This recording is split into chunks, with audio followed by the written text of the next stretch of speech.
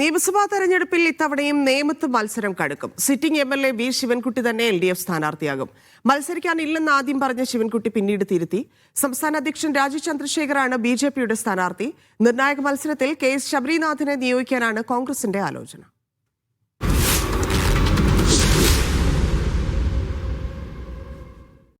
BJP ആദ്യമായി കേരളത്തിൽ account തുറന്ന മണ്ഡലമാണ് നേമം.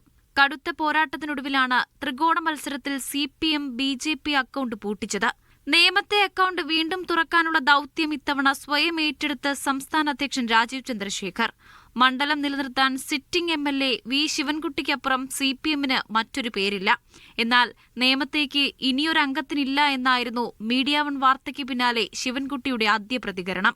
നേമത്തേക്ക് ഞാൻ 2 പ്രാവശ്യം ജയിച്ചു, 1 പ്രാവശ്യം പരാജയപ്പെട്ടു, പിന്നെ 3 പ്രാവശ്യമായി.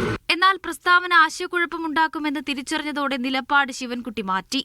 ഞാൻ അങ്ങനെയല്ല പറഞ്ഞതായിട്ട് ഞാൻ ഓർക്കുന്നത്. നിയമത്തിൽ ഞാൻ ഇല്ലെന്നോ ഉണ്ടെന്നോ സ്വന്തമായി പ്രഖ്യാപിക്കാനുള്ള അവകാശം സംഘടനാപരമായും പാർട്ടിപരമായും എനിക്കില്ല.